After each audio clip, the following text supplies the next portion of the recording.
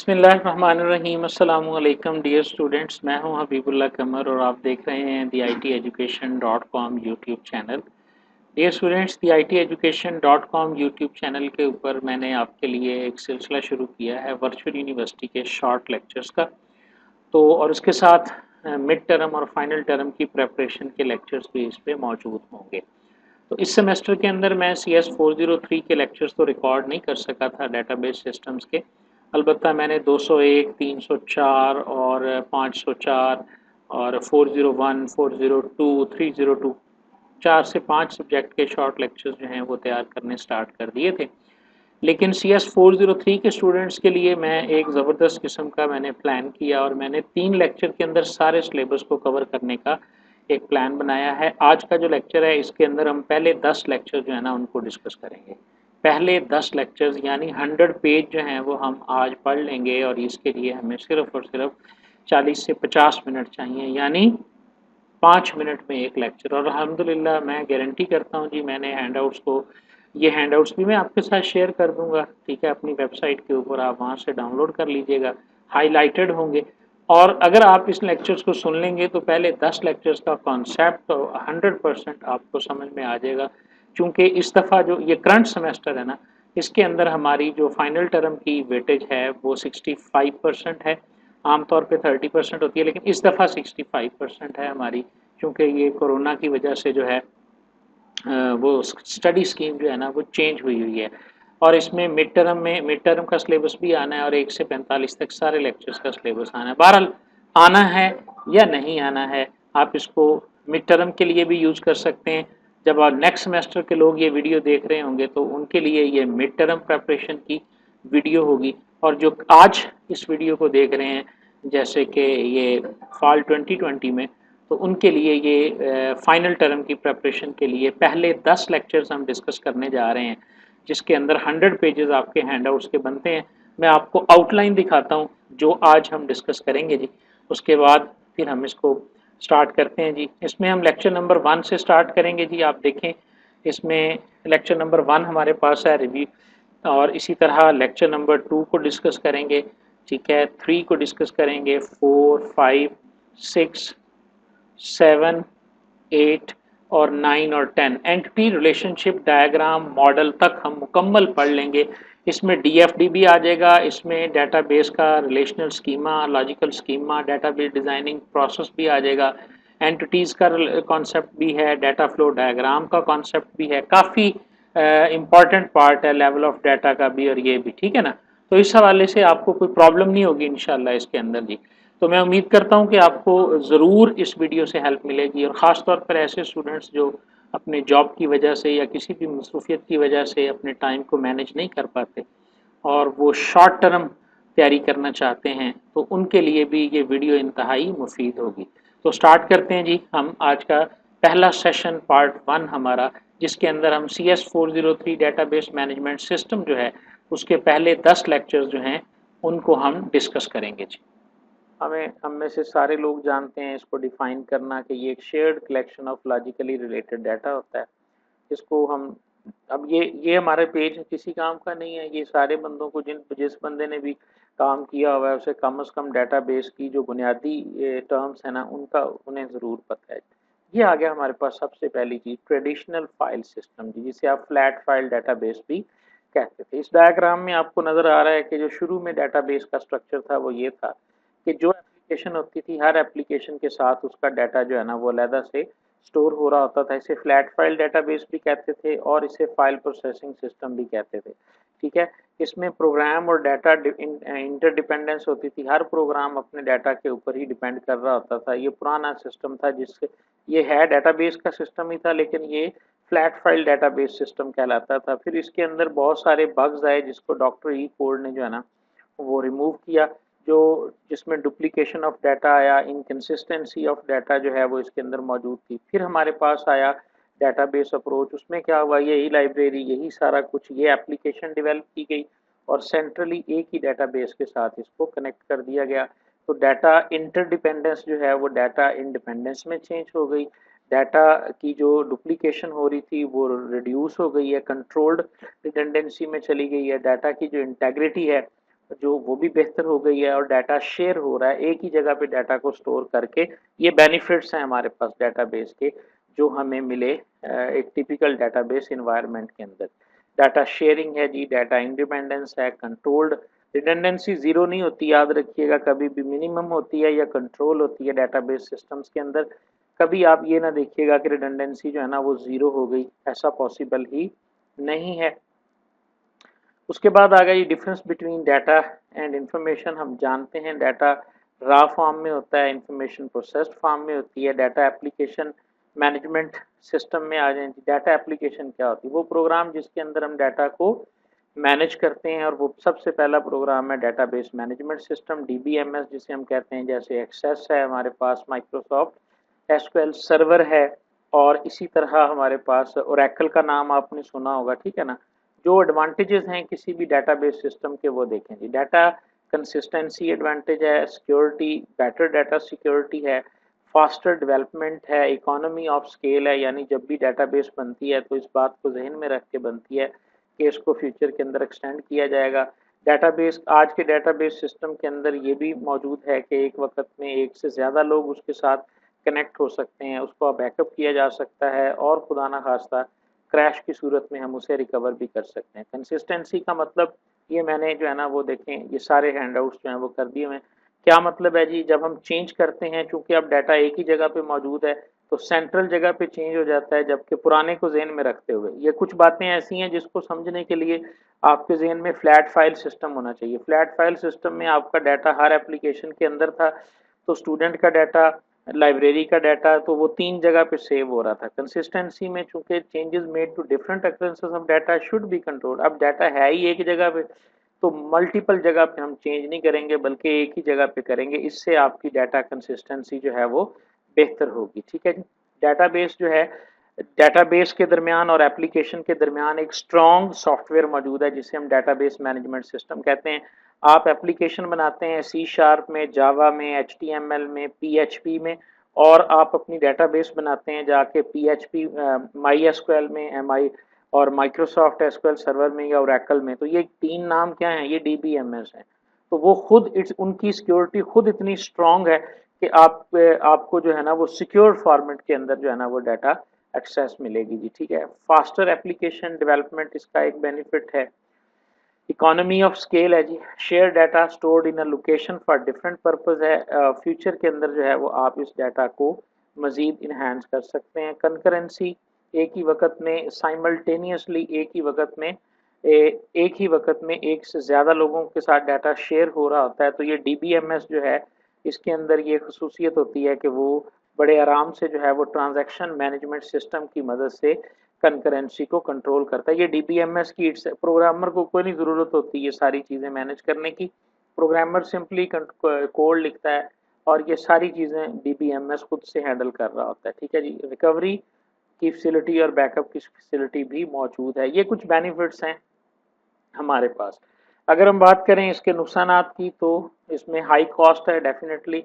जब आप database system की तरफ जाएंगे तो आपको कॉस्ट तो पे करनी पड़ेगी। इसी तरह कन्वर्जन कॉस्ट है, आप एक नॉर्मल सिस्टम से कन्वर्ट होकर डाटाबेस सिस्टम में जा रहे हैं तो आपको हार्डवेयर खरीदना पड़ेगा, और इस तरह की बहुत सारी कन्वर्जन कॉस्ट आपको पे करनी पड़ेगी, ठीक है। जितना भी आसान कर लें आप डाटा की रिकवरी को, still process of recovering from A crash database is very much technical, ठीक है जी। अगर तो आप बैकअप कर रहे हैं, बैकअप करके रिकवरी कर रहे हैं, फिर तो ये ईजियर है। लेकिन खुदा ना खास्ता अगर आपकी डाटाबेस क्रैश कर गई है तो फिर उसमें से डाटा को रिकवर करना आज भी मुश्किल है हमारे पास, ठीक है। अगर डाटा के इम्पोर्टेंस की बात करें तो डाटा जो है वो एज अ रिसोर्स डील होता है आजकल। लोग कहते हैं कि जिस तरह मशीनरी, इक्विपमेंट, व्हीकल, स्टाफ, सारा कुछ आपका जो है वो एक सोर्स है, तो बिल्कुल डाटा भी आपका उसी तरह का एक सोर्स होना चाहिए। ये बहुत अहम क्वेश्चन है जी। लेवल ऑफ डाटा कितने हैं जी? तीन लेवल ऑफ डाटा हैं जी। नंबर वन है real world data.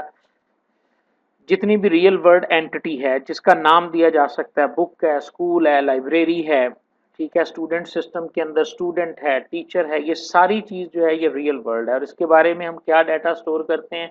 All the characteristics of a student would be known as real world data, ठीक है। जितने भी एट्रीब्यूट्स या करेक्टरिस्टिक्स स्पेसिफाई करते हैं किसी भी एक रियल वर्ल्ड एंटिटी को, उसे हम रियल वर्ल्ड डाटा कहते हैं। अच्छा, उसके बाद जो दूसरी चीज है वो है मेटा डाटा। जो भी डाटा आप इकट्ठा करेंगे उस डाटा के बारे में भी डाटा होता है। मसलन इस टेबल में कितने कॉलम है, इस टेबल की प्राइमरी की क्या है, इस टेबल के अंदर नंबर ऑफ रिकॉर्ड्स कितने हैं, इस टेबल के अंदर फॉरेन की मौजूद है कि नहीं मौजूद। ये क्या चीजें हैं, ये उसी एक टेबल के बारे में डाटा है जिस टेबल में आपने डाटा को सेव किया है। तो डाटा या about the schema of real world data. आपने जो रियल वर्ल्ड डाटा स्टूडेंट को स्टोर करने के लिए आपने एक टेबल बनाया, उस टेबल के अंदर ये देखें आपके पास जब कभी टेबल बनाने की समरी आती है तो इस तरह का डाटा आता है कि जी एट्रीब्यूट का नाम नेम रखें, उसकी डाटा टाइप आप करेक्टर रखें और उसका साइज 25 होना चाहिए, फिर एज रखें, डाटा टाइप उसकी डेट होनी चाहिए। ये क्या है, ये जो ये वाली जो इंफॉर्मेशन आपको नजर आ रही है ये किसके बारे में है, ये रियल वर्ल्ड डाटा के स्कीमा के बारे में है। तो इसे हम कहते हैं कि ये हमारे पास मेटा डाटा है। सिंपल डेफिनेशन इसकी क्या होती है, डाटा या data about schema of data जो है या real world data that is called Meta data. अब आगे एग्जिस्टेंस ऑफ डाटा, असल डाटा कौन सा है। असल डाटा आपके पास ये वाली एग्जांपल आती है, ये देखें जी, इसमें नेम एज क्लास जो है ये आपके पास है रियल वर्ल्ड डाटा है और ये डिपिक्ट कर रहा है जी हमारे पास किसी स्टूडेंट को। और अली दो, ये जो डेट ऑफ बर्थ है MCS1 है, ये जो एक रो है जिसे हम रिकॉर्ड कहते हैं। तो यानी रिकॉर्ड्स पर जो रिकॉर्ड्स होते हैं वो हमारे पास एग्जिस्टेंस ऑफ डाटा को शो करते हैं। मेटा इसके बारे में डाटा, यानी इसके बारे में अब क्या डाटा है, टोटल कॉलम्स कितने हैं जी 3 है जी, टोटल रिकॉर्ड्स कितने हैं जी 2 है जी, ठीक है, यहाँ पे नजर आ रहा है ना, this is called Meta data.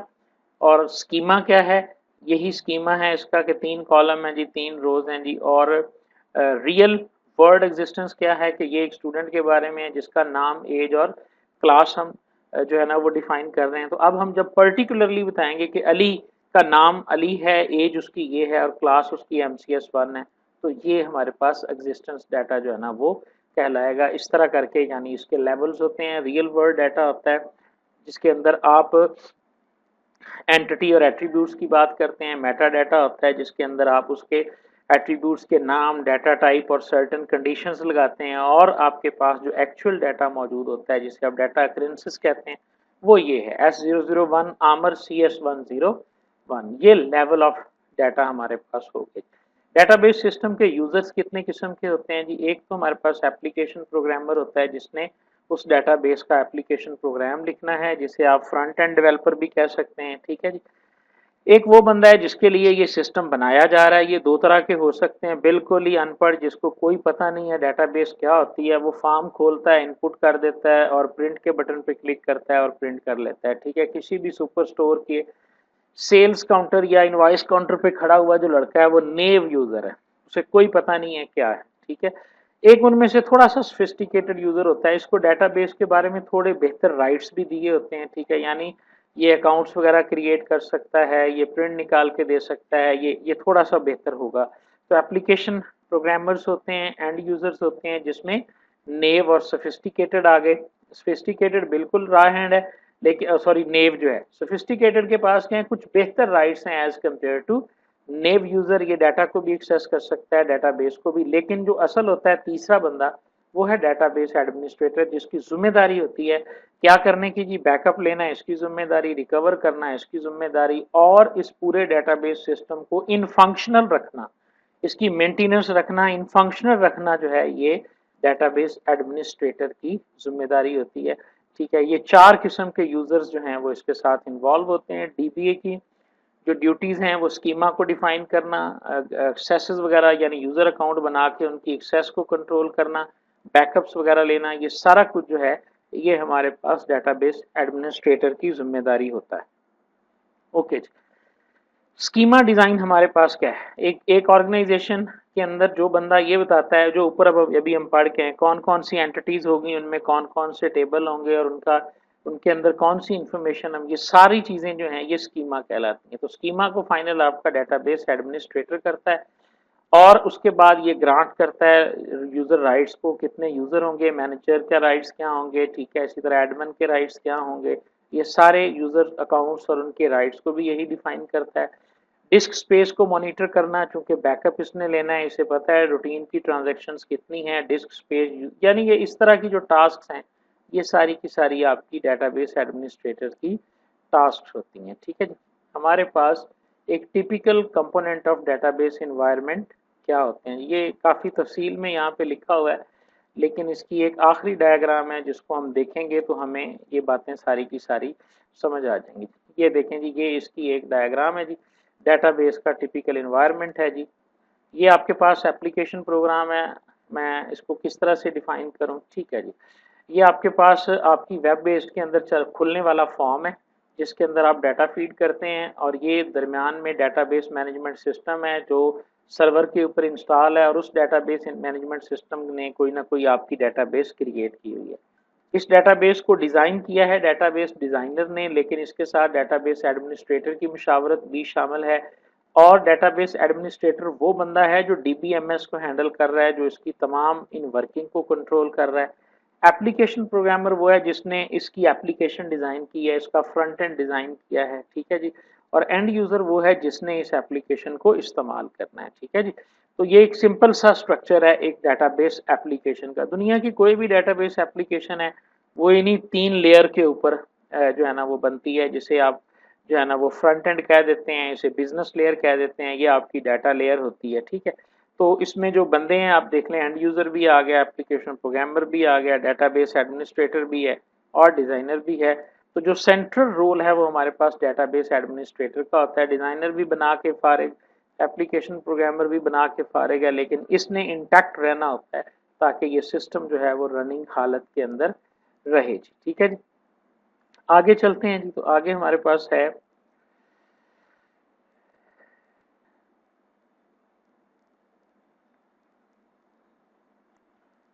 ठीक है जी, डेटाबेस का जो आर्किटेक्चर है, ठीक है। इसमें ना जी थोड़ा सा ये एक टेक्निकल टॉपिक है, इसमें मैं सिर्फ आर्किटेक्चर को डिस्कस करूंगा। इसकी तफसील आपने ना अपने ताई खुद इसको पढ़ना है, क्योंकि काफ़ी डिटेल में है ये। डेटाबेस का जो आर्किटेक्चर है, 3 लेयर का आर्किटेक्चर होता है जी डेटाबेस का, 3 लेयर। ये सिर्फ डेटाबेस की बात हो रही है, ये पूरी एप्लीकेशन की बात नहीं हो रही जी, ये जहन में रखना। डेटाबेस का इटसेल्फ जो आर्किटेक्चर है वो 3 लेयर है। वो तो हम एप्लीकेशन और डीबीएमएस और वो कर रहे थे। डीबीएमएस के अंदर क्या हो रहा है, डीबीएमएस के अंदर जो है नंबर 1 है जी इसका एक्सटर्नल व्यू है, कॉन्सेप्चुअल लेवल है, इंटरनल लेवल है, और उसके बाद आपके पास जो है ना वो फिजिकल डाटा लेवल है। ये व्यू से क्या मुराद है, आपने आज तक पढ़ा भी ऐसे है, हमने आज तक सुना भी ऐसे ही है कि डेटाबेस जो है ना ये टेबल्स पर मुश्तमिल होती है। लेकिन मुझे ये बताएं कि क्या हार्ड डिस्क पे टेबल जाके स्टोर होते हैं? हार्ड डिस्क पे तो डाटा ऐसे स्टोर नहीं होता, हमें नज़र टेबलों की सूरत में आता है, लेकिन हार्ड डिस्क के ऊपर डाटा जो है वो तो 0 1 की शक्ल में और उसी तरह स्टोर हो रहा है, जिस तरह एक वीडियो फाइल पड़ी है, जिस तरह एक ऑडियो फाइल पड़ी है। तो ये सारा काम जो है ना, ये वाला कॉन्सेप्चुअल स्कीम, और यही तो काम है डेटाबेस मैनेजमेंट सिस्टम का। ओरेकल क्या कर रहा है, ओरेकल देखें हमें दिखा रहा है टेबलों की सूरत में, लेकिन स्टोर कर रहा है वो वहां पे। हमें लगता है जी ये टेबल है, ये प्राइमरी की है, ये इंडेक्सिंग हो रही है, ठीक है, जो इसका कॉन्सेप्चुअल स्कीमा है, जो इसका एक्सटर्नल व्यू है। लेकिन इन हकीकत में तो वो उसी तरह की एक फाइल है जिस तरह एक टेक्स्ट फाइल, एक इमेज फाइल जाके हार्ड डिस्क पे 0 1 की सूरत में स्टोर होती है। लेकिन वहां पर इस सारे चीज को जो यहाँ पे 0 1 की सूरत, यहाँ एक बड़ी जबरदस्त डायग्राम इसके अंदर ना बनाई गई है। वो डायग्राम देखेंगे ना तो हमें काफी ज्यादा आइडिया होगा। इन तीनों की तफसील आपने पढ़नी है जी, इसमें क्या क्या होता है। जैसे ये देखें जी, ये है, अब हमारे सामने जो है ना वो ये आ रहा है, ये बंदा बैठा हुआ है जनाब, वर्कर्स को डील कर रहा है, ये नेम एज वगैरह लिख रहा है, ठीक है, ये इसके सामने एक्सटर्नली ऐसे आ रहा है। लेकिन इनफैक्ट ये क्या हो रहा है, वो ज़रा एक नीचे डायग्राम आएगी उसमें आप देखिएगा कि बड़ी तफसील से ये देखें। ये जो नीचे है कॉन्सेप्चुअल लेयर में, ये इस तरह नजर आया हमें, यानी एक्सटर्नल में तो बिल्कुल फॉर्म वगैरह नजर आ रहे हैं ना जहां आप फील कर रहे हैं। कॉन्सेप्चुअल में ये टेबल्स की सूरत में पड़ा हुआ है। कॉन्सेप्चुअल से भी नीचे जब जाएंगे ना, जिसे फिजिकल या इंटरनल हम लेवल कहेंगे, उस लेवल में देखिएगा जाके कि ये हमें किस तरह से नजर आ रहा है जी। ये सारे मैंने गो थ्रू किए हैं जी, और उसके बाद जाके मैंने फिर जो है ना वो चीज़ें जहाँ से आपको ये जी एक कंप्लीट पिक्चर है जो आपको समझा सकती है, ठीक है। ये वो जो लेवल नहीं हम ऊपर पढ़ के 1 2 3 4, जरा ऊपर वाली डायग्राम देख लें, ये आपका व्यूज है। ये यहाँ से डेटाबेस का स्कीमा शुरू होता है ना, this is called conceptual schema, ठीक है। कॉन्सेप्चुअल स्कीमा में क्या है, टेबल्स हैं, क्वेरीज हैं, जो जो कुछ माइक्रोसॉफ्ट एक्सेस को सिर्फ सामने रख लें, या अगर एसक्यूएल सर्वर में काम किया तो वहां पर तो आप टेबल्स बनाते हैं, आप डेटाबेस क्रिएट करते हैं, फॉरेन की बनाते हैं या रिलेशनशिप बनाते हैं, दिस ये सारा कॉन्सेप्चुअल स्कीम है। उसके बाद ये इंटरनल स्कीम है, ठीक है। डीबीएमएस जो मैनेज कर रहा है कि वो किस तरह से स्टोर कर रहे हैं टेबल्स को, उसने ये इस तरह की कोई चीज बनाई हुई है, हमें कोई ताल्लुक नहीं है। एक डेटाबेस डिजाइनर का, एप्लीकेशन प्रोग्रामर का इंटरनल स्कीमा के साथ कोई वास्ता ही नहीं है। एंड यूजर यहाँ तक रहता है और जो प्रोग्रामर है वो कॉन्सेप्चुअल स्कीमा तक रहता है। बहुत कम आपको जो है ना यहाँ तक अप्रोच करना पड़ता है। और इससे भी नीचे चले जाएं तो अब आप देखें ये सारा कुछ 0 1 की शक्ल में हार्ड पे स्टोर है। इसकी ये किसकी जिम्मेदारी है, ये भी डीबीएमएस है। ये तीनों काम जो है, ये तीनों काम आपका डेटाबेस मैनेजमेंट सिस्टम करता है। हार्ड पे जब डाटा जाता है तो 0 1 और फिजिकल लेयर जाती है। फिजिकल लेयर को वो जो है वो आपके पास लॉजिकल स्कीमे में कन्वर्ट करता है, और लॉजिकल स्कीमे को आपके सामने वो कॉन्सेप्चुअल स्कीमास के जरिए जो है ना वो रिप्रेजेंट कर रहा होता है। ये ओवरऑल जो है ना वो स्कीमा है आपकी एक डेटाबेस का, जिसे हम 3 लेवल आर्किटेक्चर कहते हैं, ठीक है। कॉन्सेप्चुअल लेवल है, इंटरनल लेवल है और ये है। इन तमाम में एक कॉन्सेप्ट यूज होता है मैपिंग का। मैपिंग क्या है, कन्वर्जन। मैपिंग का लफ्ज होता है कन्वर्जन के लिए यूज। यहाँ पर हम कन्वर्जन कर रहे हैं, व्यू को हम कन्वर्ज कर रहे हैं, एक्सटर्नल को हम कन्वर्ट कर रहे हैं। कॉन्सेप्चुअल में ये एक्सटर्नल कन्वर्जन मैपिंग हो रही है। यहाँ पे आपका डीबीएमएस क्या कर रहा है कि कॉन्सेप्चुअल को वो इंटरनल में कन्वर्ट कर रहा है। तो ये दो एक्स्ट्रा लेबर्स हैं जो आपके डीबीएमएस को करनी पड़ती हैं इन केस अपने स्कीमास को ये इम्प्लीमेंट करने के लिए। ये डीबीएमएस बला क्या है, ठीक है ना। डीबीएमएस जाहिर है सारे काम तो डीबीएमएस कर रहा है, असल में तो जो है ना वो डेटाबेस मैनेजमेंट सिस्टम ही बहुत सारे कामों को कर रहा है। डॉक्टर ईएफ कोड का जो रिलेशनल डाटा मॉडल था ना, जो उसको तो डीबीएमएस ने ही सारे ने सॉल्व कर दिया है। हमारे पास तो सिर्फ ये है कि हम टेबल बनाते हैं और उसके बाद क्वेरीज लिखते हैं और डाटा को मैनिपुलेशन जो है ना वो स्टार्ट कर देते हैं। बाकी जो कुछ भी है कि डाटा जो है वो फाइल्स की सूरत में, टेबल की सूरत में, ये सारी मैनेजमेंट जो है ना ये लॉजिकली यही हैंडल करता है। डाटा को प्रोसेस करता है जी ये। उसके बाद यूज़र एक्सेसिबल कैटलॉग ये बना के रखता है, ट्रांजैक्शंस को सपोर्ट करता है, कंकरेंसी को करता है, रिकवरी को करता है, ऑथराइजेशन सर्विसेज देता है, डाटा कम्युनिकेशन को सपोर्ट करता है और इंटेग्रिटी सर्विसेज। ये सारे काम जो हैं ये डाटाबेस मैनेजमेंट सिस्टम के हैं, ठीक है, जो ये कर रहा होता है। यानी ये माइक्रोसॉफ्ट एक्सेस भी ये करता है, माइक्रोसॉफ्ट एसक्यूएल सर्वर भी करता है, ये ओरेकल भी करता है। कोई भी डीबीएमएस अगर है तो वो ये काम परफॉर्म कर रहा है जी, ठीक है। इसके अलावा ये यूज़र मैनेजमेंट भी कर रहा है और डाटा मैनेजमेंट भी, यानी दो इंपॉर्टेंट काम है। डाटा प्रोसेसिंग से मुराद तो यही है कि डाटा को क्रिएट करना, डिलीट करना, अपडेट करना, कोई भी ऑपरेशन जो है ना वो डाटा के ऊपर स्टोरेज से मुतल्लिका, अपडेशन डिलीशन से मुतल्लिका, ये प्रोसेसिंग के ज़ुमरे में आता है। यूज़र एक्सेस में क्या है कि स्टोर करता है तमाम इंफॉर्मेशन को अबाउट द डाटा, जो अभी हम ऊपर मेटा डाटा की नहीं बात करके आए, डाटा के बारे में सारी इंफॉर्मेशन, यूजर्स के बारे में सारी इंफॉर्मेशन। हर डीबीएमएस जो है वो अपनी डाटा, जो डाटाबेस भी हम उसके साथ बनाते हैं ना, उस डाटाबेस के साथ उसने एक कैटलॉग बनाई होती है जिसे डाटा डिक्शनरी भी कहते हैं, ठीक है। और उसके अंदर, उस डाटाबेस के अंदर होने वाली तमाम, उसकी क्रिएशन से लेकर उसकी ऑपरेशंस तक सारी चीज़ें जो है वो उसमें लॉग की तरह मेंटेन हो रही होती हैं जी, कि इसमें कौन कौन से टेबल हैं, कब चेंज आई है, किसने चेंज की है, कौन से यूज़र ने कौन सा टेबल खोला, ये पूरी एक कैटलॉग जो है वो मेंटेन हो रही होती है। ट्रांजैक्शन सपोर्ट से क्या मुराद है, बेसिकली जब हम डाटा को मैनिपुलेट करते हैं तो हमारे पास 4 ऑपरेशन होते हैं जी। हम डाटा को क्रिएट करते हैं, रीड करते हैं, अपडेट करते हैं या डिलीट करते हैं। तो कोई भी ऑपरेशन अगर मुकम्मल नहीं हुआ, ट्रांजैक्शन कब होती है, जब आप डाटा को रीड करने गए हैं, पूरी रो रीड कर ली है, रीड करके वापस आ गए, उस वक्त एक ट्रांजैक्शन मुकम्मल होती है। और अगर वो ट्रांजैक्शन जो है वो मैनिपुलेशन के दौरान कहीं कोई एरर आ जाती है तो उस ट्रांजैक्शन को हैंडल करना डीबीएमएस का काम है। जाहिर है वो रोल बैक करेगा। जिस तरह एटीएम मशीन के अंदर कभी कभी ऐसा होता है, आप देखें आपने पैसे निकाले, पैसे निकले नहीं है, वो एक एंट्री आपको, मैसेज भी, इवन के मैसेज भी आपको जो है ना वो आपके मोबाइल पे रिसीव हो गया, लेकिन आप देखते हैं कि कुछ देर के बाद ही वो मैसेज वापस चला जाता है और वो ट्रांजैक्शन जो है ना वो रिवर्स हो जाती है, ठीक है जी। तो ये जो है ना वो ट्रांजैक्शन सपोर्ट भी करता है। इसी तरह आगे देखें तो ये हमारे पास कंकरेंसी सपोर्ट भी इसकी हमें मौजूद है जी। कंकरेंसी सपोर्ट के अंदर क्या है कि एक ट्रांजैक्शन तो नहीं एक वक्त में हो रही होती, एक वक्त में एक से ज़्यादा ट्रांजैक्शन हो सकती हैं। एटीएम मशीन जिस सर्वर के साथ जुड़ी हुई है वो पता नहीं कितनी ट्रांजैक्शंस हो रही हैं, और जिस अकाउंट में से आप पैसे निकाल रहे हैं वो अकाउंट आपके बैंक में भी चल रहा है, वहाँ भी ट्रांजैक्शन हो रही हैं।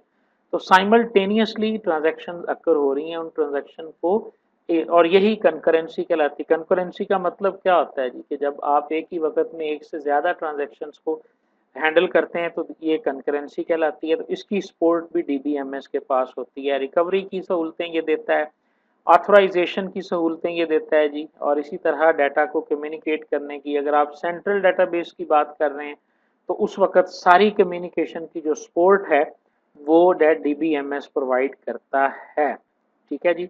और इनकरेक्ट डाटा होना और सही होना इंफॉर्मेशन का, ये इसकी इंटेग्रिटी की सर्विसेज हैं जी। डाटाबेस के इन्वायरमेंट्स हमारे पास सिंपल हैं जी, सिंगल लेवल, मल्टी यूज़र, एक यूज़र अगर यूज़ करता है, एक से ज़्यादा यूज़र अगर इस्तेमाल करते हैं। टेली प्रोसेसिंग से क्या मुराद है कि वो रिमोटली उसको एक्सेस करते हैं। फाइल सर्वर से क्या मुराद है कि जो यूज़र डाटाबेस के साथ कनेक्ट होता है उसे उसकी डाटाबेस की कॉपी दे दी जाती है और वो अपनी डाटाबेस के अंदर काम कर रहा होता है। जब वो अपडेट करता है तो पूरी फाइल जो है वो जाके अपने सर्वर के ऊपर डाटाबेस को अपडेट करती है।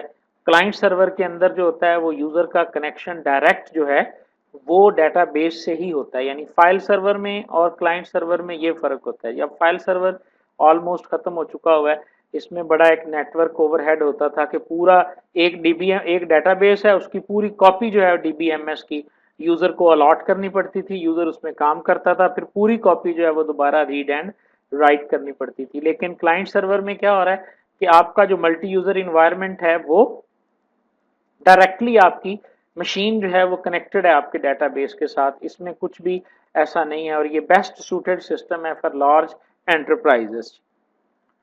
नेक्स्ट है जी हमारे पास डेटाबेस डेवलपमेंट प्रोसेस। जब हम डेटाबेस को डेवलप करते हैं तो कौन कौन से प्रोसेस हैं, आपने सॉफ्टवेयर इंजीनियरिंग के अंदर जो है ना वो सॉफ्टवेयर डेवलपमेंट लाइफ साइकिल पढ़ा है, तकरीबन उसी से मिलते जुलते इसका भी डिज़ाइन प्रोसेस है कि एक डेटाबेस जो है वो कैसे बनती है। हम असल में इन चीज़ों को समझने में थोड़ा सा कॉन्सेप्चुअली, क्योंकि हमारा सिस्टम ही ऐसा है जी कि हम लोग एक ही बंदा होता है, उसने एक प्रोग्राम बनाना होता है, उसी ने डेटाबेस बनानी होती है और डेटाबेस को हम चंद टेबल समझ रहे होते हैं।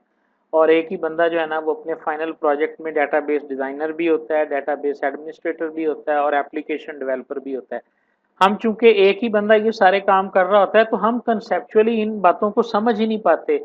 सारी सारी जिंदगी हमारी गुजर जाती है और हम जो है, और फिर अगर आप किसी सॉफ्टवेयर हाउस में भी पाकिस्तान में चले जाते हैं तो वहां पर भी आप देखेंगे जी कि आप ही हैं जी सारा कुछ, डेटाबेस भी आप ही ने बनाना है। तो हमें पता ही नहीं चलता कि भाई डेटाबेस डेवलपमेंट प्रोसेस एक सेपरेट बंदे का काम है। इसमें हम पहले स्टडी करते हैं सिस्टम को, फिर रिक्वायरमेंट्स को गैदर करते हैं, फिर हम डेटाबेस का डिज़ाइन बनाते हैं। अब ये जो डिज़ाइन है ये है हमारे पास पता क्या, जिसमें आपने डीएफडी बनाना है, एंट्री रिलेशनशिप डायग, जितनी डायग जो visual visual representation of database जो है ये डीबी डिज़ाइन कहलाता है। फिर हम सिस्टम पे बैठते हैं और एक डीबीएमएस को चला के उसके अंदर टेबल रिलेशन और ये सारी चीज़ें हम इसके अंदर डिज़ाइन कर देते हैं। ये हमारे पास जो है ना वो इसका फिजिकल डिज़ाइन में आ जाता है। फिर हम उसको इम्प्लीमेंट करते हैं, इनकॉर्पोरेट करते हैं दूसरे सिस्टम्स के साथ और फिर देखते हैं कि इसके अंदर कोई भी अगर अपडेशन आ रही है, क्योंकि डेटाबेस अलहदा लेयर है, एप्लीकेशन अलहदा लेयर है, दोनों ने आपस में कोऑर्डिनेट करना है, तो ये पूरा सिस्टम बनना है। तो जाहिर है जो कुछ भी उनके दरमियान चल रहा है, कभी चेंज वगैरह आ सकती है, तो वो चीज़ें जो है ना वो मेंटेनेंस फेज के अंदर जो है वो हैंडल होती रहती हैं। ये एक तो ये अप्रोच है, सिमिलर है ये सिस्टम डेवलपर लाइफ साइकिल में। एक दो अप्रोच और भी हैं। मसलन एक अप्रोच जो है ना वो आपके पास ये है, अप्रोच नंबर 2। इसमें हम यूज़र रिक्वायरमेंट को एनालाइज करते हैं, कॉन्सेप्चुअल मॉडल बनाते हैं, कॉन्सेप्चुअल मॉडल को लॉजिकल में तब्दील करते हैं, लॉजिकल से मुराद ईआर डायग्राम वगैरह, ठीक है। उसके बाद हम डीबीएमएस का इंतखाब करते हैं, फिर हम डीबीएमएस का डिज़ाइन बनाते हैं और उसके बाद इम्प्लीमेंट करके टेस्ट करके तो उसे ऑपरेशनल मेंटेनेंस में दे देते हैं जी, ठीक है। ये भी उसी से मिलती जुलती चीज़ें हैं। ये डाटाबेस को डिज़ाइन करने का प्रोसेस है जी। ये देखें जी, यूज़र जो है वो इन्वायरमेंट है, कॉन्सेप्चुअल मॉडल है और इसके दरमियान कम्युनिकेशन हो सकती है। फिर मॉडल बना, चूज डीबी, और ये चलता रहता है जी, ये सिलसिला जो है ना ये हमारे पास डेटाबेस डिज़ाइन है, इस तरह से हो जाती है। ठीक है जी। अब जब हम डेटाबेस को डिज़ाइन करने की बात करते हैं, ये तकरीबन कोई, ये पता कितनी बातें अभी तक हमने की हैं, ये जो सारी बातें की हैं ना, ये अभी हम इसमें घूम रहे हैं। बेसिक डेटाबेस कॉन्सेप्ट्स हमारे पास क्या है, ठीक है। डेटाबेस कितनी टाइप की होती है, फ्लैट फाइल है, डिस्ट्रीब्यूटेड है, उसके अंदर जनाब डिज़ाइन क्या है। अब हम आगे हैं इसकी डिज़ाइनिंग की तरफ। जब हम डिज़ाइनिंग की तरफ आते हैं ना, तो सबसे पहला मॉडल जो आता है ना, वो डाटा फ्लो डायग्राम्स का आता है। दूसरा मॉडल जो आता है वो एंटिटी रिलेशनशिप मॉडलिंग हमारे सामने आती है। ठीक है। अब डाटा फ्लो डायग्राम्स को आप देखें तो इसके अंदर अब आपने याद क्या करना है, डीएफ, यानी ये डीएफडी ईआर में आपने तैयारी किस तरह से करनी। नंबर 1 तो आपने इसके रूल्स देखने हैं। नंबर 2 इनकी शेप्स और उनके नाम और काम आपको याद होने चाहिए। नंबर 3 अगर कोई लिमिटेशन है तो वो ज़हन में रखनी है। DFD show number 1, DFD show flow of data between different process. ठीक है। अच्छा जी, डीएफडी आर सिंपल हैं और हाइड कॉम्प्लेक्सिटी, कॉम्प्लेक्सिटी को ये डील नहीं करते। डिस्क्रिप्टिव होते हैं, लिंक शो करते हैं एक प्रोसेस का दूसरे प्रोसेस के साथ। लिमिटेशंस इनकी क्या हैं, they do not provide a way of expressing decision point, यानी ये फ्लो चार्ट की तरह नहीं होते कि जिसमें आपके पास डिसीजन भी होते हैं, डायमंड भी होते हैं, ट्रू फॉल्स, ये उस तरह के नहीं होते। ठीक है। और DFD are focused on flow of information, इनका ताल्लुक सिर्फ और सिर्फ ये बताना होता है आपका डाटा यहाँ आएगा, ये यूनिट इसे प्रोसेस करेगा, उसके बाद ये आगे चला जाएगा। प्रोसेसिंग में क्या होगा, कैसे प्रोसेसिंग होगी, ये चीज़ें इस्तेमाल नहीं होती। ठीक है जी। तो देखें वही बात आ गई, सबसे पहले सिंबल, इसका नाम और इसका काम आपको याद होना चाहिए। ठीक है जी। डाटा फ्लो के लिए एरो यूज होता है और इसका काम है डाटा फ्लो, नाम इसका डाटा फ्लो है और ये फ्लो ऑफ डाटा को शो करता है। पहली बात याद होगी। दूसरा आ गया जी ये वाली सिंबल जी, ठीक है, इसका नाम है डाटा स्टोर। ये एज इट इज भी आ सकती है, जो भी है, बहरहाल इसके अंदर आपने डाटा की रिपोजिटरी, यानी ये डाटा डाटा को स्टोर करने के लिए आप इस्तेमाल करते हैं। तीसरा सिंबल इसमें है प्रोसेस का, ठीक है, जिसमें आप प्रोसेसिंग शो करते हैं और इसके लिए क्या है, ओवल्स विद राउंड रेक्टेंगल्स। ये पहली शेप है जिसका बाकायदा याद होना चाहिए आपको। ये भी यूज हो सकती है, ये भी यूज हो सकती है, दोनों में से कोई भी एज अ प्रोसेस इस्तेमाल किया जा सकता है। ठीक है जी। और इसको इस तरह से भी लिखा जा सकता है, नंबर्ड भी किया जा सकता है, आर नंबर्ड एग्जिस्टेंस लेवल के हिसाब से। ये 1.0 है, ये 0.1 है जी। उसके बाद एक्सटर्नल जो एंटिटीज होती हैं उनको हम रेक्टेंगुलर शेप के अंदर यूज करते हैं। ये सिंबल एंटिटी का सिंबल है, याद रखिएगा। स्टूडेंट इसमें लिखा जाएगा, टीचर इसमें लिखा जाएगा, एम्प्लॉय इसमें लिखा जाएगा। ये आपके पास एंटिटीज हैं आपके सिस्टम्स की। उसके बाद आगे collectors. DFD shape is used to express several data flow connections terminating a single location जी, ठीक है। ये थोड़ी सी टेक्निकल है जी, इसको आपने देख लेना है। ये कलेक्टर की है, इसमें 3 किस्म से डाटा आ रहा है और सिंगल पॉइंट पे निकल रहा है। Collector with multiple data flow, और ये दूसरा कनेक्टर है कि जो सिंगल सेपरेटर कर रहा है जी मल्टीपल डाटा फ्लो को। ये सिंबल भी आपने इसके अंदर याद रखने। डीएफडी के हमारे पास इसका नाम सेपरेटर है और इसका नाम कलेक्टर है। यानी कितने सिंबल हो गए जी, डाटा फ्लो हो गया, एंटिटी हो गया, प्रोसेस हो गया। ये आपने किसी जगह पे अपने नोट कर लेने हैं जी। इन सिंबल के नाम और काम आपको याद होने चाहिए। ठीक है। इसी तरह रिंग सम ऑपरेटर भी डीएफडी के अंदर यूज होता है जी। ये आपने कभी सुने भी नहीं होंगे, ये मैं आपको बता दूं। हालांकि हमने पढ़े हैं, हम लोग पढ़ पढ़ा के पास होके आए हैं, लेकिन वो 4-5 ऑपरेटर ही हमें बताए, 4-5 ही सिंबल हमें बताए जाते हैं। तो अब ये डिटेल है, इसलिए मैं कहता हूँ कि हम किसी बुक में आपको इनके नाम नहीं नजर आने। ये जो है ना रिंग सम के, कनेक्टर के, या इसके बहुत कम है, और ना कोई इस तरह का आपको ये नजर आएगा। ठीक है जी। उसके बाद एंड ऑपरेटर भी इसके अंदर मौजूद होता है, उसकी सिंबल भी है, और ये आपके पास आ गया जी। ठीक है।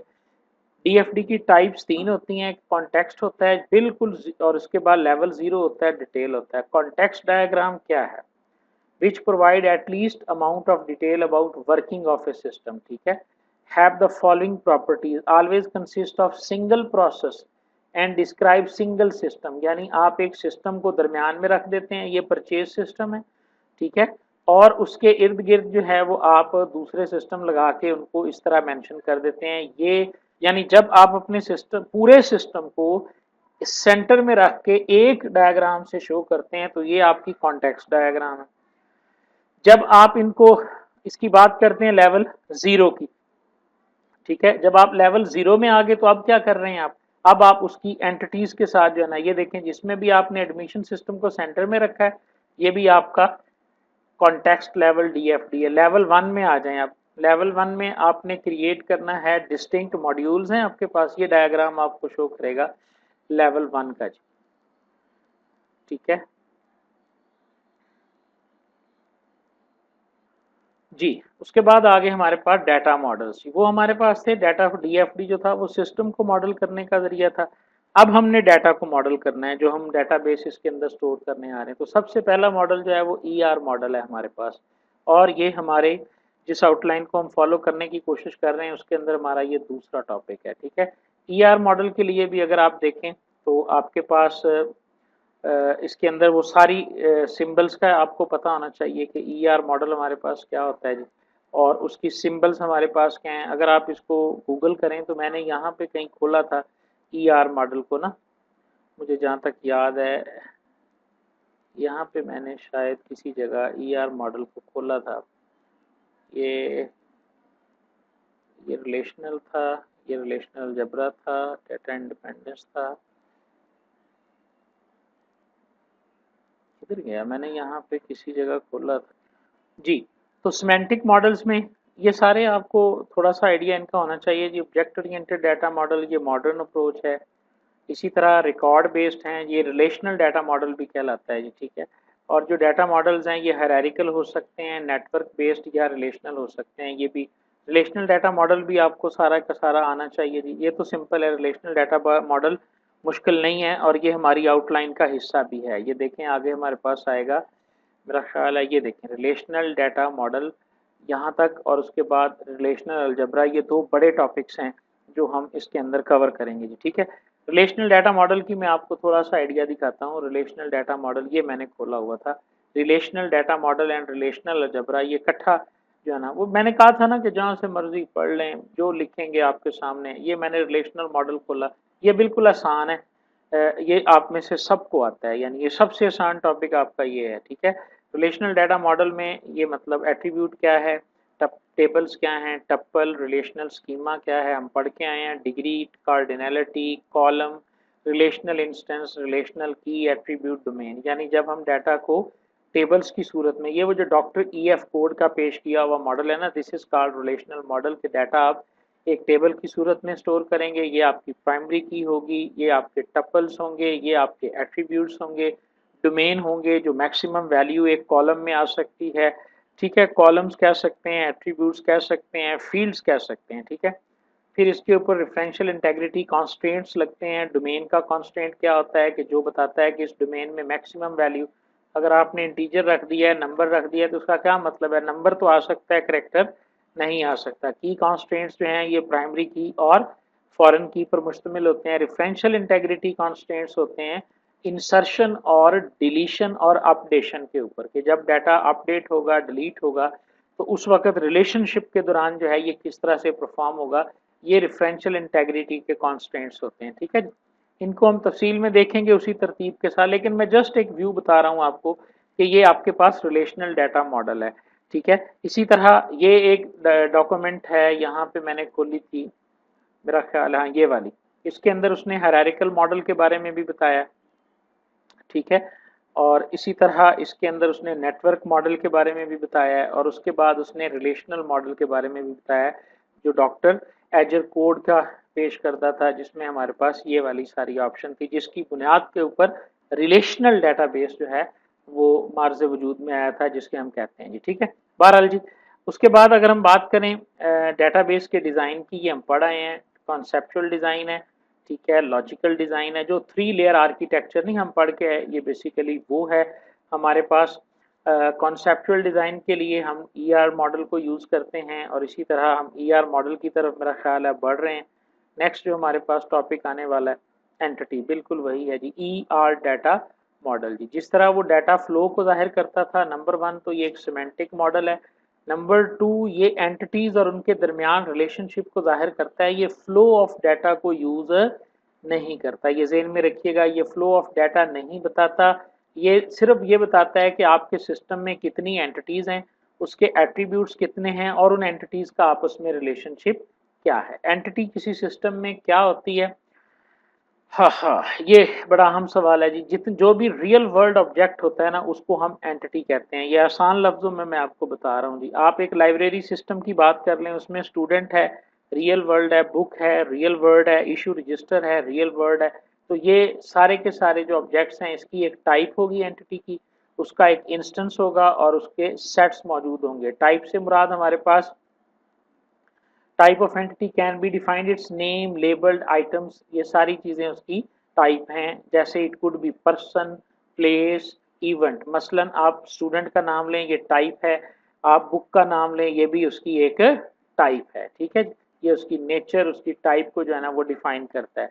एंटिटी का आपको अंदाज़ा होना चाहिए, ये सब कुछ है लिखा हुआ है। उसके बाद एंटिटी का आपके पास इंस्टेंस क्या है? A particular object belonging to a particular entity, how does it becomes an instance of an entity. मसलन हम बात कर रहे थे एम्प्लॉय जो है, ये हमारे पास एंटिटी की टाइप है और प्रॉपर्टीज इसकी क्या है, ये ह्यूमन बीइंग है, इसका नाम होता है, फादर नेम है। और इंस्टेंस इसके क्या है, इंस्टेंस इसका क्या है, मोहम्मद शरीफ। इसी तरह जो उनकी प्रॉपर्टीज, वो शुरू वाली बात ही जहन में ले आए, वो जो तीन हमने पढ़े थे, एक रियल वर्ल्ड डाटा है, ठीक है, एक एग्जिस्टेंस है, एक अकरेंस है, याद है ना? बिल्कुल वही तीन बातें हैं यहाँ पे। जो रियल वर्ल्ड है वो एंटिटी है, ठीक है, और जो मेटा डाटा था वो प्रॉपर्टीज हैं, और जो अक्रेंस है वो आपकी इंस्टेंस है। वो जो शुरू में हमने बात की थी वही चीज है सारी। इंस्टेंस आपके पास, एक टेबल की मिसाल ले लें आप। एक टेबल के अंदर स्टूडेंट जो है ये टेबल का नाम है, और जितने भी एट्रीब्यूट्स हैं ये प्रॉपर्टीज हैं, और उसके नीचे जितने भी आपके रिकॉर्ड्स हैं ये उस एंटिटी की इंस्टेंस हैं जी। ठीक है, यानी सिंपल आपके पास हो गया। एंटिटी टाइप्स जी, वीक एंटिटी आपके पास हो सकती है, स्ट्रॉन्ग एंटिटी है, और नेमिंग एंटिटी टाइप्स जो है। क्लासिफिकेशन ऑफ एंटिटी में सबसे पहले हमारे पास वीक एंटिटी आती है। एक ऐसी एंटिटी जिसको अपनी एग्जिस्टेंस के लिए विच can not be exist without being linked with, यानी जब तक दूसरी एंटिटी नहीं होगी उस वक्त तक ये एंटिटी नहीं होगी। ये ऐसे ही होता है जैसे व्हीकल और एम्प्लॉय के दरमियान होता है, या एक एम्प्लॉय और प्रोजेक्ट के दरमियान में होता है। ठीक है ना? यानी आपका एम्प्लॉय, ये प्रोजेक्ट की एंट्री कब होगी, जब आपके पास एम्प्लॉयज़ हो गए, क्योंकि आपने प्रोजेक्ट्स जो हैं वो एम्प्लॉयज़ को असाइन करने हैं। तो जो प्रोजेक्ट की एंटिटी है ये वीक एंटिटी है। ठीक हो गया। उसके बाद आ गया स्ट्रॉन्ग एंटिटी टाइप, जो कि इंडिपेंडेंटली जो है वो एग्जिस्ट कर सकती है। ये हमारे पास मेजर एंटिटी होती है किसी भी सिस्टम की, विच कैन एग्जिस्ट इंडिपेंडेंटली। मसलन स्टूडेंट है, एम्प्लॉय है, कस्टमर है, प्रोडक्ट है, ये सारी चीज़ें हमारे पास स्ट्रॉन्ग एंटिटी में आती हैं। अगर हम बात करें नेमिंग की कि एंटिटीज़ को नाम क्या देने चाहिए, तो इसको सिंगुलर नाउन जो है वो देना चाहिए। ये रिकमेंडेशंस हैं, रूल्स नहीं हैं। सिंगुलर नाउन जैसे स्टूडेंट है, एम्प्लॉय है, organisation, specific name, customer, client, ये भी दिए जा सकते हैं।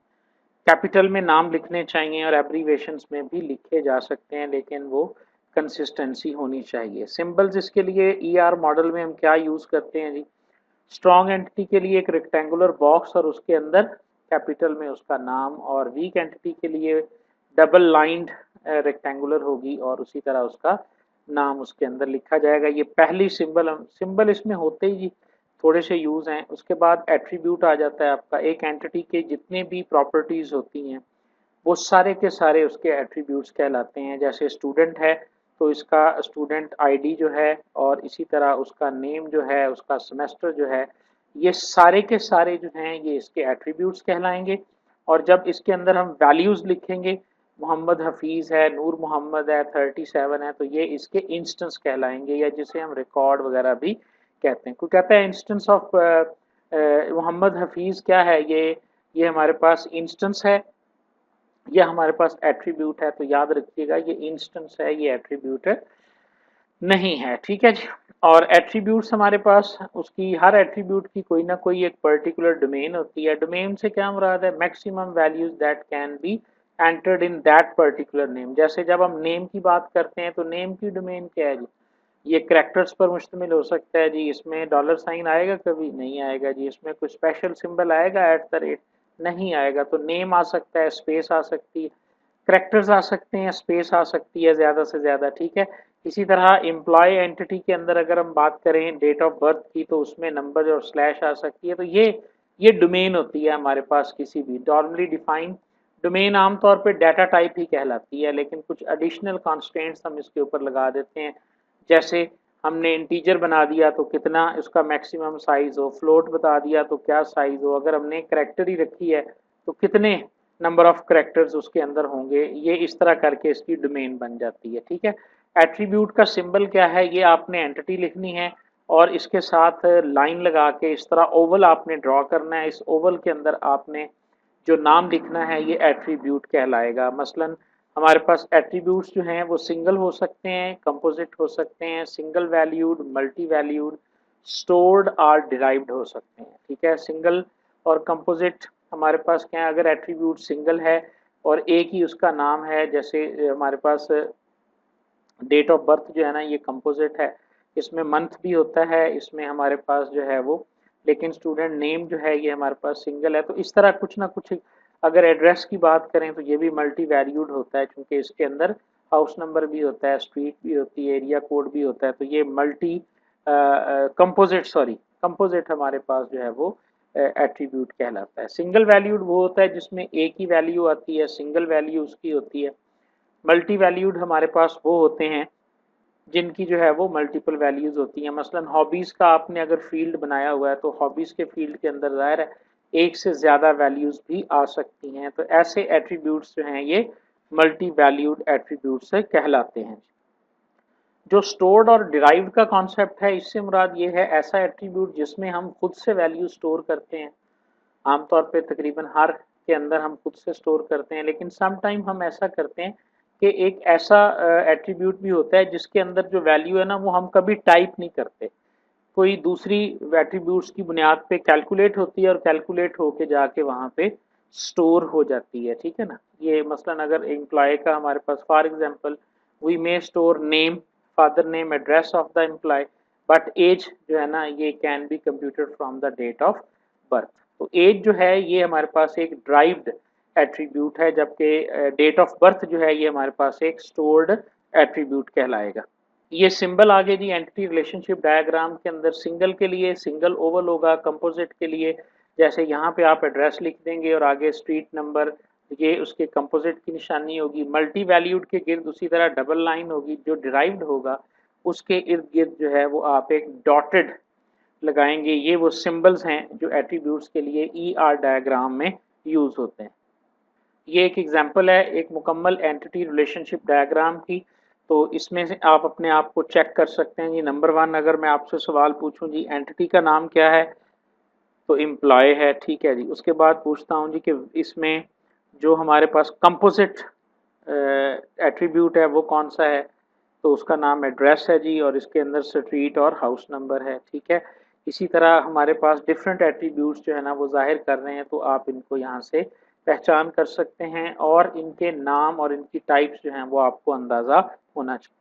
नेक्स्ट कॉन्सेप्ट हमारे पास एंटिटी रिलेशनशिप डायग्राम के अंदर आता है की का। की का कॉन्सेप्ट मेरा नहीं ख्याल कि कोई भी कंप्यूटर ग्रेजुएट ऐसा होता है जिसको ये बेसिक कॉन्सेप्ट्स का नहीं पता होता। कैंडिडेट की, प्राइमरी की, अल्टरनेट की, सेकेंडरी की एंड फॉरेन की जो है, इन तमाम में जो सुपर की है ये थोड़ी सी कंफ्यूजिंग होती है, इसको आप रीड कर लीजिएगा। कैंडिडेट की वो तमाम ऐसी आपके एक टेबल या एंटिटी के वो तमाम एट्रीब्यूट्स जो प्राइमरी की बन सकते हैं वो कैंडिडेट होते हैं, जिस एक को आप बना लेते हैं for unique identification which can not contain null value और which will contain unique value, वो प्राइमरी की बन जाती है। All such candidate keys which are not selected as a primary key, वो फिर अल्टरनेट की बन जाती हैं। ठीक है, इसी तरह फॉरेन की जो होती है, सेकेंडरी की जो होती है, ये सारी जो है ना ये डेफिनेशंस आपने एक दफ़ा गो थ्रू कर लेनी है। ये मेरा ख्याल में तो आती होंगी, लेकिन ये जो सुपर की और सेकेंडरी की, ठीक है ना, इन दोनों में थोड़ी सी कन्फ्यूजन होती है, ये ज़रूर देख लीजिएगा। सेकेंडरी की तो वो होती है जिसको भी आप टेबल के अंदर दोबारा से यानी आप एक टेबल में मौजूद वैल्यू को जिस फील्ड से सर्च कर सकते हैं ना अदर देन प्राइमरी की, तो वो आपकी सेकेंडरी की कहलाती है। ठीक है, आप नेम के ज़रिए सर्च कर सकते हैं, बेशक उसके रिजल्ट एक से ज़्यादा आएंगे, लेकिन ये हमारे पास की जा सकती है एज आ सेकेंडरी की यूज़ हम इसको करते हैं। आगे जी के एंटिटी रिलेशनशिप डायग्राम में हम इसको कैसे मेंशन करते हैं जी, जो आपकी प्राइमरी की होती है ना जी उसको आप अंडरलाइन कर देते हैं, ये आपकी प्राइमरी की है। और हर एंटिटी के अंदर according to doctor E F Codd या रिलेशनल डाटा मॉडल, हर एंटिटी की के अंदर एक हम जो ये जो मॉडल डिस्कस कर रहे हैं ये रिलेशनल ही है ना, एक प्राइमरी की का होना ज़रूरी है। तो एंटिटी रिलेशनशिप डायग्राम के अंदर हम इस तरह से प्राइमरी की को मेंशन करते हैं जी, जो आपको इस वक्त नज़र आ रहा है जी, ठीक है। एंटिटी रिलेशनशिप डायग्राम के अंदर एंटिटीज को डिफाइन कर लिया, एट्रीब्यूट्स को कर लिया, जो तीसरी चीज़ है वो हमारे पास है रिलेशनशिप इन ईआर मॉडल जो है, और कितने किस्म के रिलेशनशिप होते हैं। आमतौर पे तो हम ये जानते हैं जी 1 to 1 है, 1 to many है, और many to many हमारे पास रिलेशनशिप होते हैं। लेकिन यहाँ पर थोड़ी सी डिफरेंट किस्म की तरतीब है और इनको हमें ज़हन में रखना चाहिए। नंबर 1 हमें उसकी टाइप का पता होना चाहिए, नंबर 2 पार्टिसिपेंट्स का पता होना चाहिए, नंबर 3 उसकी कार्डिनैलिटी का पता होना चाहिए, ठीक है। ये सारी चीज़ें जो हैं वो हमें अंदाज़ा होना चाहिए। रिलेशनशिप को नाम देना है जी हमने, नाम देने के लिए आप वर्ब का इस्तेमाल करेंगे, जैसे class have and role relationship with students ji.